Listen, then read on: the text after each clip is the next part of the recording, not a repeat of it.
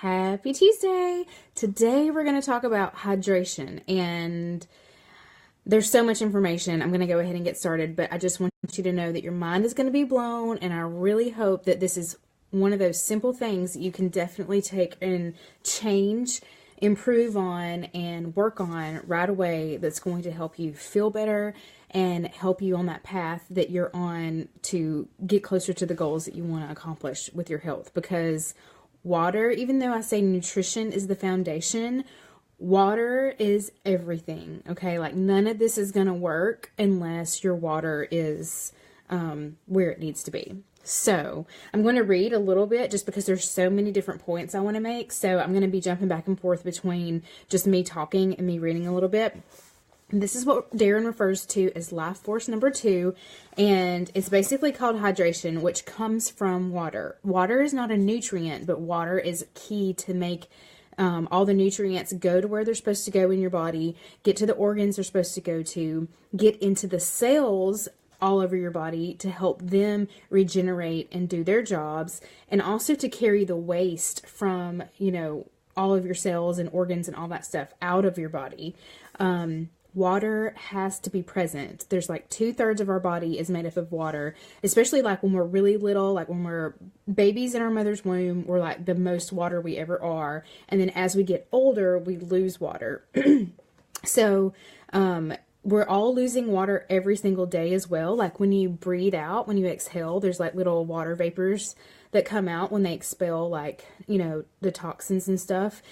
Toxins are always trying to push out of your body, but the water carries them out, so you're losing the water when that happens. You have to replenish that water. We sleep, anywhere from hopefully no less than 6 hours to 8 or more hours every night, and you go that long without drinking anything. So you wake up in a state of almost dehydration every morning. So one of the first tips I'm going to tell you is to start your day every day with as big of a glass of water as you can handle. He suggests starting with a liter of water, which may be a lot if you're not used to doing that first thing.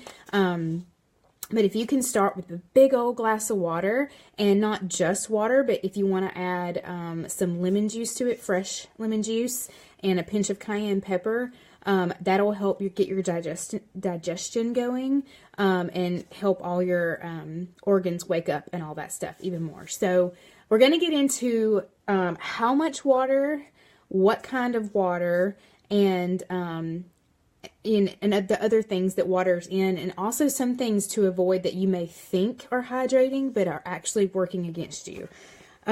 So the fact that our bodies are made up of so much water actually means that our bodies aren't solids like we think our body is. We are solids. Obviously, we have hard bones, we have skin that you can't just poke through and stuff. But because of our bodies being made up of so much water, we have to think of our body as fluid, to kind of like really understand what's going on. It's just like the earth, obviously there's concrete, there's dirt and all that stuff, but the earth is made up of almost 2/3 water too. So we're very similar to the planet we live on.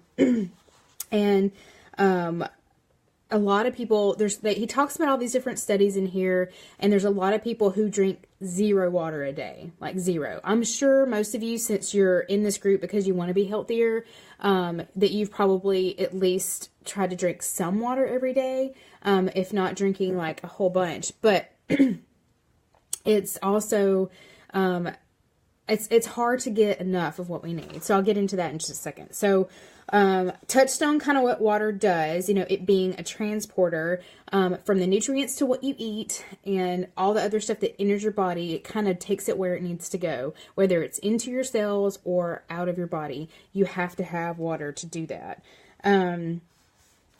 So it being transportation is super important.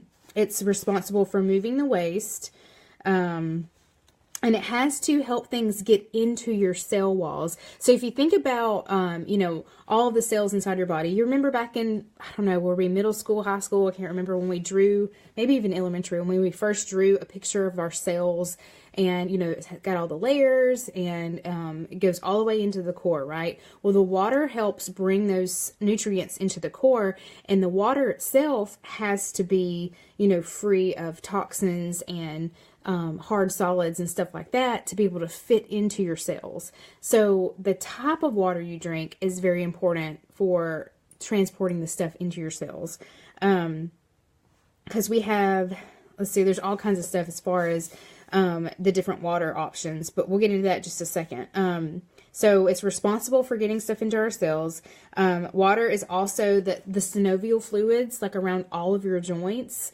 Water is in that. Water is in our blood. Water is in our mucus, our saliva, all our other good, you know, bodily functions and stuff. It's all, you know, it all has to do with water. So water also operates our immune system. Our white blood cells are created in the bone marrow. We have to reach our tissues to fight off, you know, disease. So the lymphatic fluid, which is about the same percentage water as blood plasma, carries toxic substances and carcinogens to the lymph nodes where they can be destroyed. Even modest dehydration lowers the level of germ-fighting proteins in the saliva.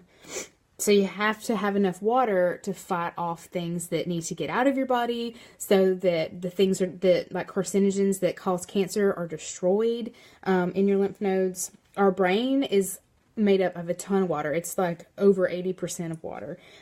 So for it to work properly and, you know, function properly, it has to be properly hydrated. So if you think about, you know, your brain being like this massive fluid computer, you know, and it has to have enough fuel and enough water to let all those, you know, electrical impulses come and go.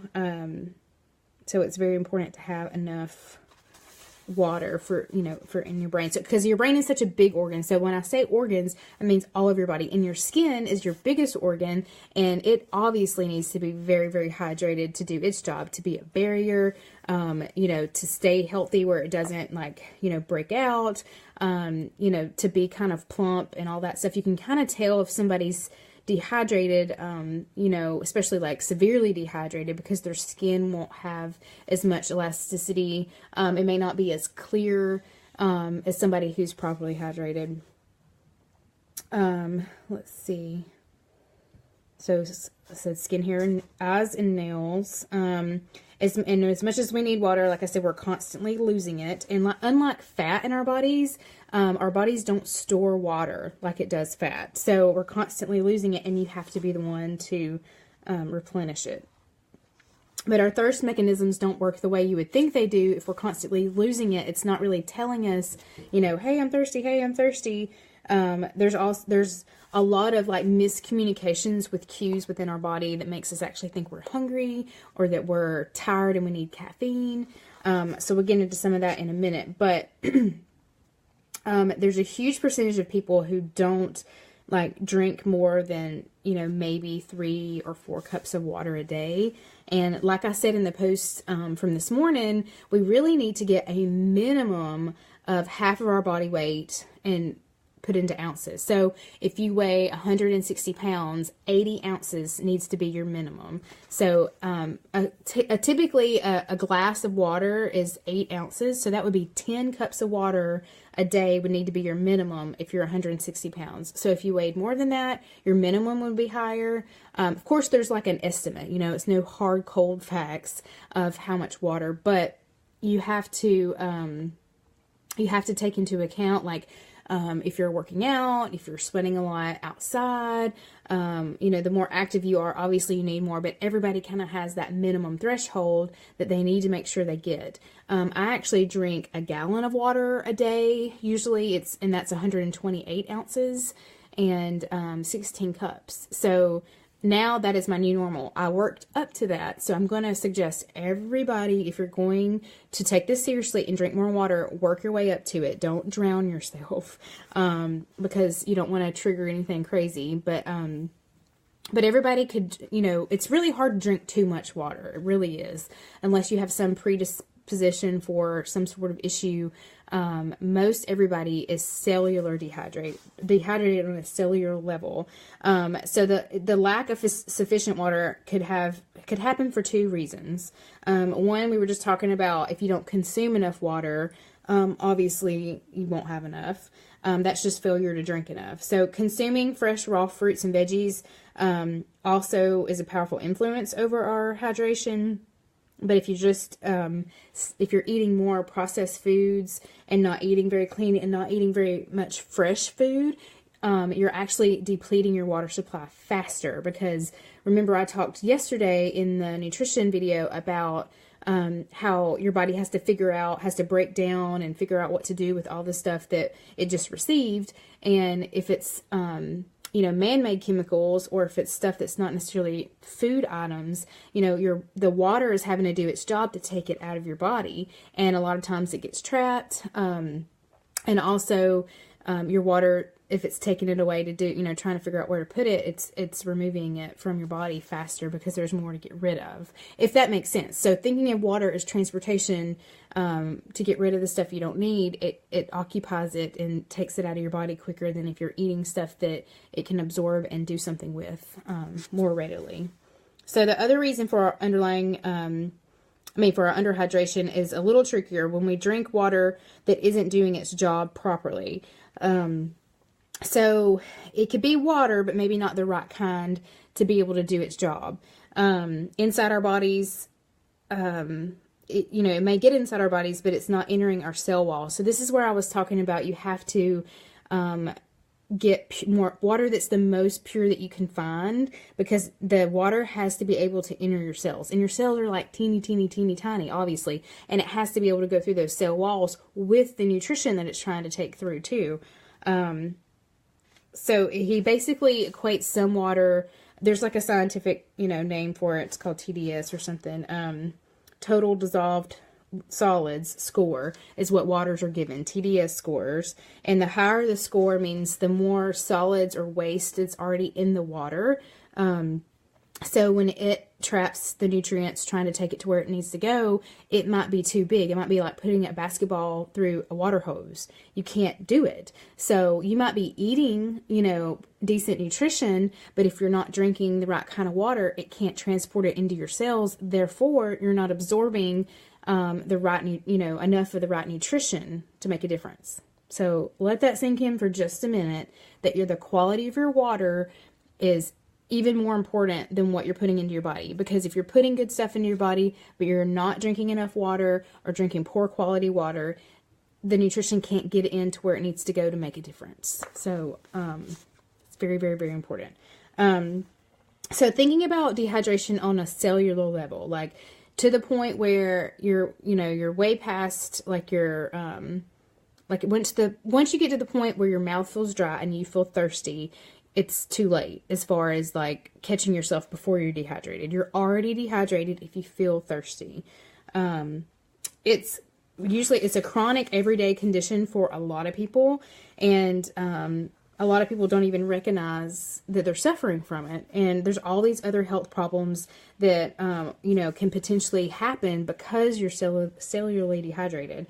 So if the water can't get into your cells to function properly, there's all these things that your organs can't do. And if, bad stuff's building up in your body, or, whatever it is, it just affects the way your organs work, and it can lead to health issues. So monitoring all the various bodily water levels is in the brain. So like I said, it's very important for our brain to receive enough water. When the brain notices that the body's water level is getting low, here's what it does. It begins hoarding. Cells throughout the body will actually give up some of their water. The brain is a notorious worrier, and it's also a very selfish master. In all matters, the brain gets served first. And so for a while at least, the brain is satisfied, but then even that organ's water level gets low. At that point, the signal that the body needs water is transmitted, meaning our mouths become dry. So that's what I mean when I say by the time your mouth feels dry, all of your organs are dehydrated in your body. So I usually try to always catch it before it gets to the point of your mouth being dry. So we take this, a lot of people take that as the first symptom of thirst. But that, like I said, that's past the point of dehydration on a cellular level. And it's like you have to be drinking more all along to prevent that. It's not, oh, I wait till my mouth feels thirsty and then I drink and then all of a sudden, okay, I'm hydrated again. Like it takes a lot more than that. All right, the next main point is this is why the quality of water is so important. Let's see. So to keep everything hydrated, obviously, you have to drink plenty, and the quality of water matters because unfiltered water may contain particles that stress our cells. That's why drinking a lot of water isn't enough. It has to be the right kind of water. So maybe you are already drinking a whole lot of water and you're like, I drink water all day, every day, but maybe you're drinking tap water, or maybe you're drinking just regular spring water or bottled water, and you think that it's supposed to be, you know, hey, I'm drinking water, but it might not be enough because it's not the right kind of water. Thursday, when we post the interview that we did with Darren, he talks a lot more about specifics of water. We asked him okay, you know, what's kind of like the tier of water? And he's like, you should avoid tap water at all costs, except if that's the only thing you have access to. Obviously, drinking tap water is better than not drinking water at all, but on a consistent overall basis, you should not rely on tap water. And then he goes on to say that bottled water, a lot of times, especially companies that sell really cheap water, if you're buying really cheap cases of bottled water, there's a chance that it's actually tap water put into bottles and marketed as bottled water. So it's not any better than the water from your tap. So it's really hard to know, if you can't test your own water. So he was saying, you know, filtered water or pure spring water are your best bets, for everyday use for most people.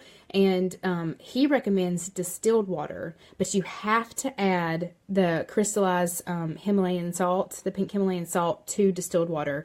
Do not drink distilled water without putting the minerals back into it. So in an ideal world, we would all have a spring, you know, in our backyard, and we would, you know, go fill up bottles out there, because you have the water moving over the rocks, which oxygenates the water. You have the sunlight that comes through it, which energizes it. You have it going over the rocks and the other stuff in the river that give it the minerals and the salt that it needs to be perfectly balanced. And it would be pure spring water, and it would be the best thing for your body.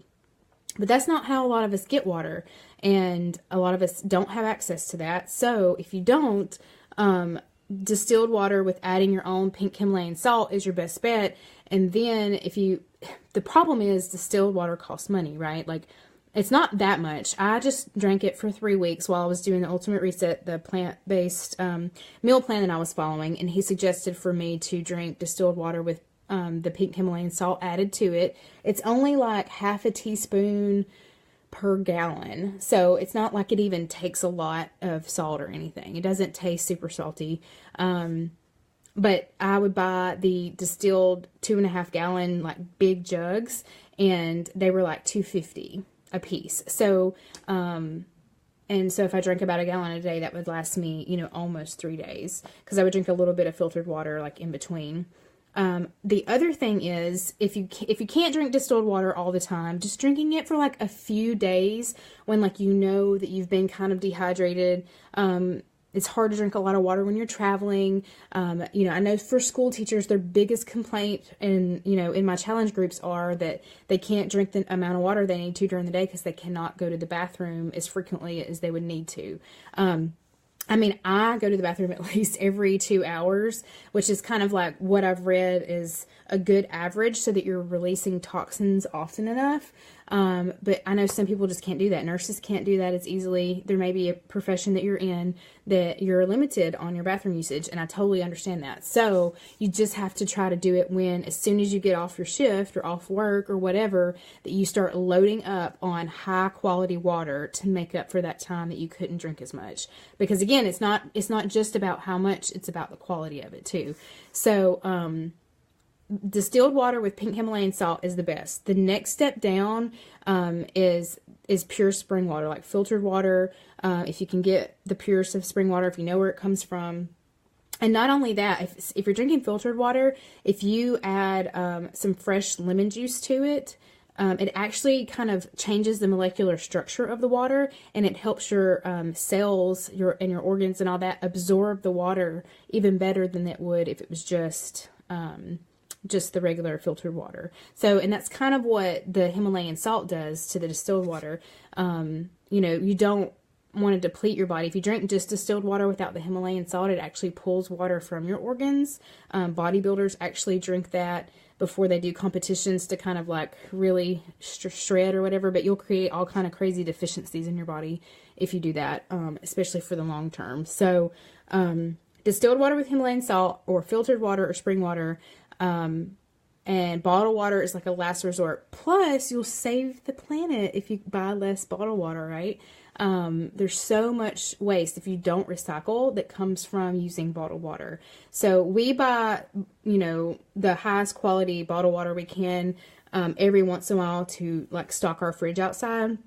But we're really wanting to get some different water filters that actually create, they're just the best kind of filters that we can find for a little station that can go inside our fridge and have cold, highly filtered quality water, and then we can add your own lemon juice to it, or you can like make up a gallon at a time, for a day, or if you want to get one of those 2.5 to 5 gallon somethings that you can put, it doesn't have to be in the fridge, it can be on your counter or wherever, but you can mix water ahead of time, and you can put your own lemon juice, and sometimes I add fresh grated ginger to my water, because ginger is a metabolism booster and it helps cleanse out your organs as well.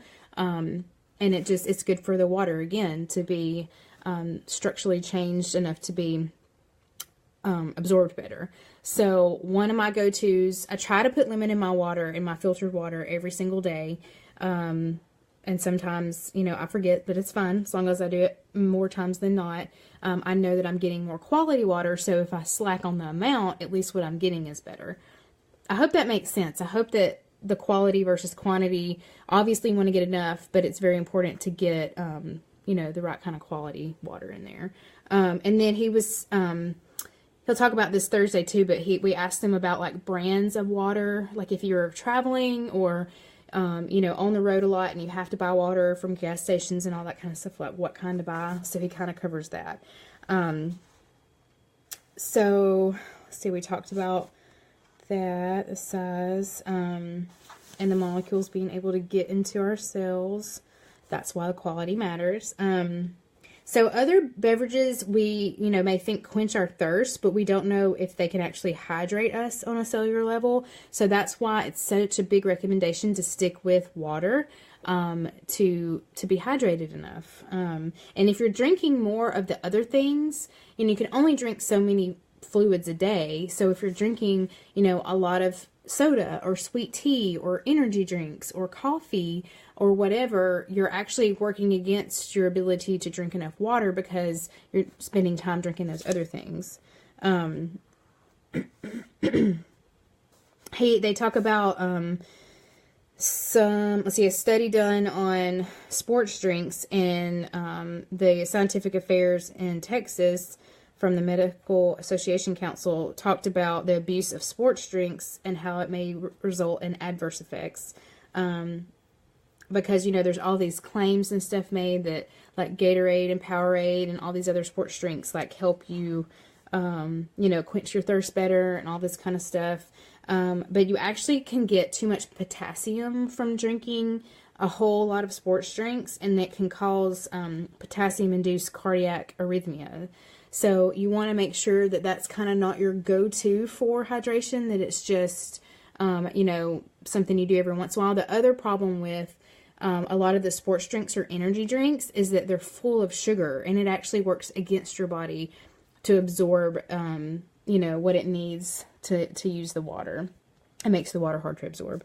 And you don't need extra sugar putting it, into your body, because it'll make you gain weight and make you feel, brain foggy, and then kind of keep that sugar addiction, going.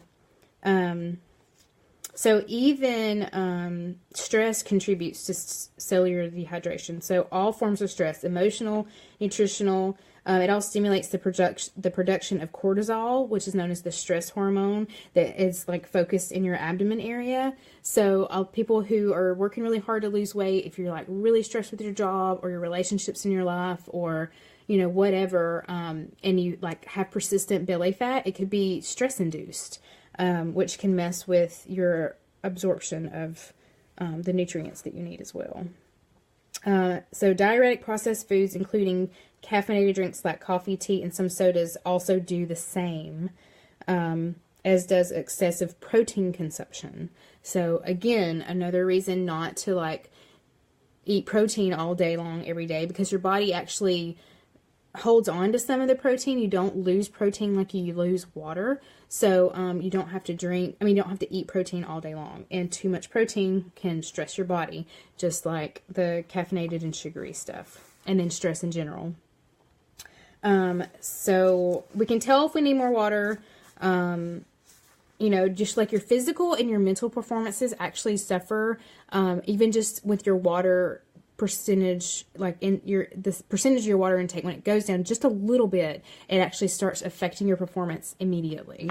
It doesn't take very much to like physically feel a difference. So if we feel really tired when it's not bedtime, which is obviously pretty common, a lot of people have like the 3 o'clock slump. A lot of people go to coffee or soda or whatever else with caffeine.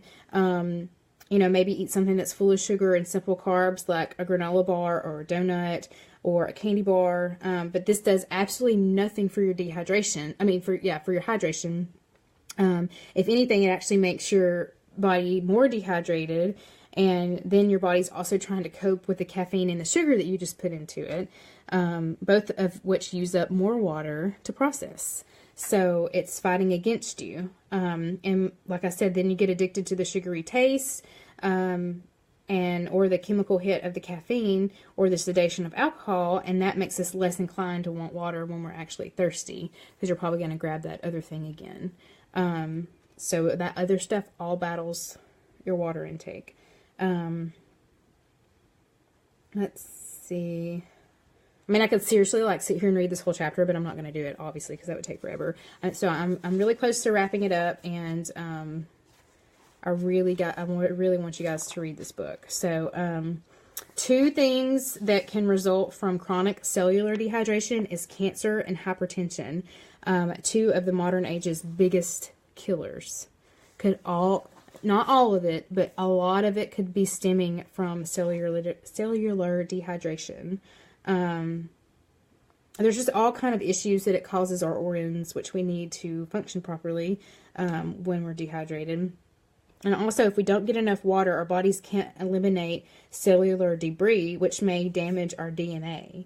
So, dehydration has a negative impact on our body, which leads to unhealthy aging and even an increased risk of cancer. Fluctuations in water level can also damage the mechanism that controls cell shape, a hallmark for development of metastatic cancers. I said that wrong. A lack of water causes histamine production to increase, which shuts down the release of interferon, a critical anti-cancer chemical that is present in a hydrated body. Histamine suppresses immune activity in the bone marrow, which is where we produce the white blood cells that digest and destroy cancer cells. So, get enough water to battle cancer. Water deficient is the primary cause of many other disease symptoms too. Chronic pain, digestive stress, migraines, depression, all may be attributed at least partly to the lack of cellular dehydration.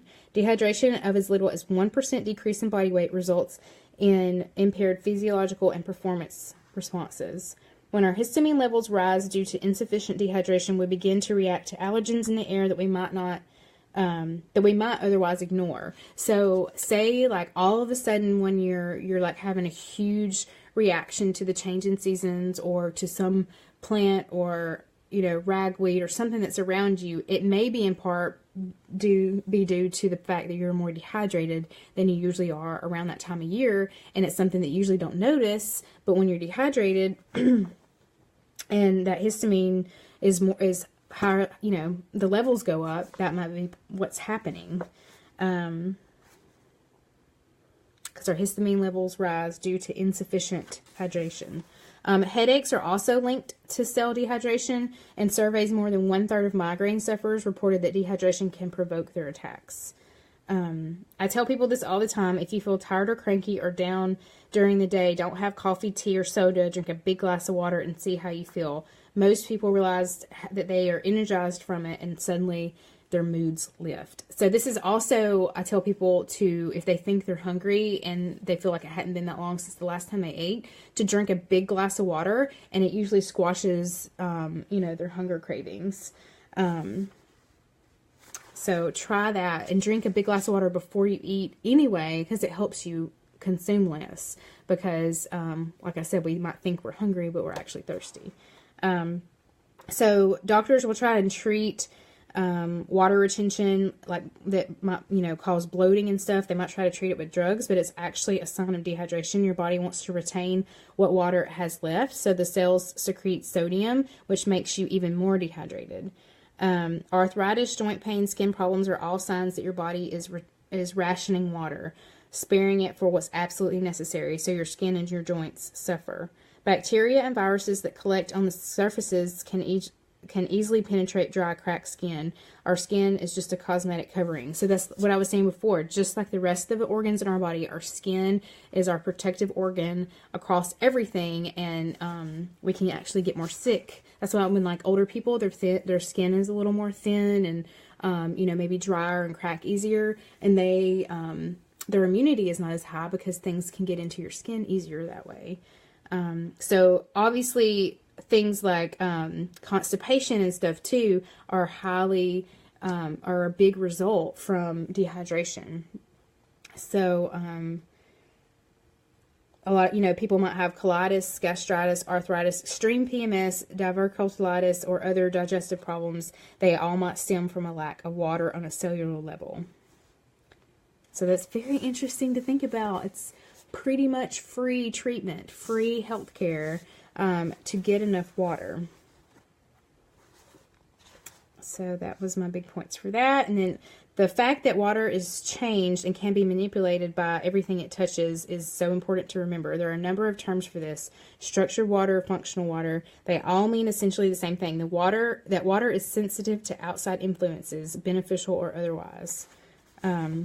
Since we're made up of mostly water, you have to remember that too. Your body is as sensitive, as a flowing river of water. So he talks about, and I agree with him on this, and y'all might think I'm a little Fruit Loopy or something, but I tend to be open about all kinds of possibilities where water is concerned. In case you haven't guessed, I believe water absorbs messages: positive, negative, life-affirming, soul-destroying, whatever we send, whatever touches us. All the water inside of us listening, being enhanced or degraded by our own thoughts and feelings and experiences. What happens to us happens to our water. Our water's fate is our fate too. There's actually, I'll post the clip, but I don't know if y'all have ever seen the movie What the Bleep Do We Know? I didn't see it, and I saw it around the same time that I started paying more attention to what would help me be a healthier person. And there's kind of it's like a scientific documentary alongside of a byline, a storyline with Marlee Matlin, who is a deaf actress, and she plays the lead role. And my coach also always taught me, she was like, you have to, to change your mindset, you have to think differently. You have to change your internal dialogue. You have to speak sweetly to yourself. And you have to change your mindset and your thoughts about yourself before your physical appearance will change. And it's so, so, so true. But she was talking about, in the movie, they talk about the water science experiment, which is a real thing. People have tried to debunk it a long time. It's not super scientific because it can only be replicated by certain ways or whatever, but they've done it with rice. They've done it with, other liquids and stuff. But basically the gist was they had different containers of water, and they put, you know, positive words on the front of some water, and negative words on the front of others, and neutral on some of them. And the molecular structure of the water changed. They had to look at it through a microscope, but the water that had the positive message on there, it turned into like this perfect snowflake, you know, crystalline looking structure. The one that had the negative words across it turned into this ugly, asymmetrical, really jagged looking structure. The one that had the neutral one just kind of looked like a water drop. They've replicated it with plants. You know, they play music to plants, and they've done it like really peaceful, classical, easy listening music versus played like hard metal with, you know, lots of angry words and stuff to other plants, and, you know, they don't grow as well. So the ones that are treated kinder grow better. Of course, there's always like, I can't remember all the scientific words for that, but there's always, you know, things in there that could cause it to go one way or another for a different reason than what they're testing. But it's just interesting to remember that since our bodies are made up 2/3 of water, that how we talk to our body, our thoughts about ourselves and our body really do make a difference in the structure of the water that's inside our body. So he actually, you know, puts the word, he has the word gratitude etched on the outside of a big cobalt blue bottle that he drinks his water out of every day, because it's like a clear, or like a translucent cobalt bottle, because the sunlight can get into his water and it can energize his water.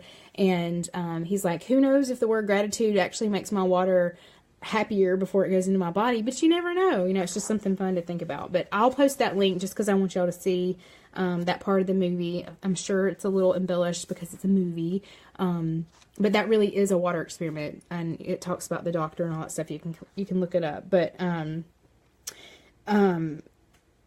it's very important to think about. So the meaning that there's no such thing as pure water comes from him saying that everything is kind of like a tea. You know, there's always stuff in the water. Even if it's the good water for you, it's got minerals in there that you need to drink. Otherwise, you know, there's no telling what's coming from the tap. So that's why he's saying, you know, you never know what's picked up and carried along with your water. So that's why he recommends distilled water. It's been stripped of its impurities along with everything else, and that's why you have to add the Himalayan salt back in, because it has to be mineralized. And it makes it more alkaline, which is what we want for our bodies as well. Because there's like a spectrum. We'll talk more about this tomorrow, but acidic to alkaline, and you want to be like just slightly alkaline of the neutral. So wrapping up, we spend 8 hours or so daily without drinking a single drop when we sleep. We need to start every morning with a big glass of water to replace what we've lost overnight. Our kids also need to drink lots of water, especially before school in the morning. The latest research has found that their test scores and academic abilities actually depend on whether or not they've been drinking enough water. They've also linked ADHD and other behavioral issues to dehydration. Because if you think about it, kids drink a lot of milk, they drink a lot of juices, they drink sodas. If they eat a lot of processed foods, the water that they do drink might not ever get to where it needs to go. So this is not just for you, this is for your whole family. Drink pure water only. Commercially bottled water with vitamins and other added substances often contains sugars which degrade our health at worst, and at best the additives aren't beneficial. So really it's just wasting money. Make the extra effort to drink only filtered distilled water to which we have added the unrefined salts our bodies require. It's work, but it's worth it. Drink a big glass of water when you feel tired, fuzzy-brained, or emotionally drained. I'm betting that most of the time water will just be just what you need. So if you feel hungry when it's not time to eat, or you feel tired, or kind of fuzzy-headed, or just in a bad mood, try drinking a big old glass of good quality H2O. So I hope this was helpful. Again, I'm sorry this is kind of long. I could talk about it forever. There's just so much information about it, and it's something so basic like water. So we're going to do a little mini challenge for tomorrow after everybody watches this video, and then we'll get on with tomorrow's topic as well. So thank you guys.